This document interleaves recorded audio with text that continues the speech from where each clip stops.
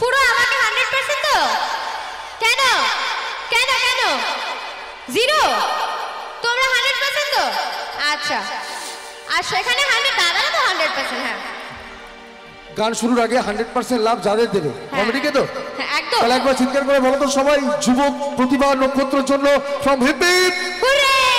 দেবব্রত কোথায়? দেবব্রত দা, এই দাদা একবার এসো গো। মানুষটা অনেক খেটেছে আমি জানি। আমি সুমনের নাম শুনেছি, দেবব্রতর নাম শুনেছি, কিন্তু আমি সবার নাম জানি না, তাই অন্যায় স্বীকার করছি কান ধরে।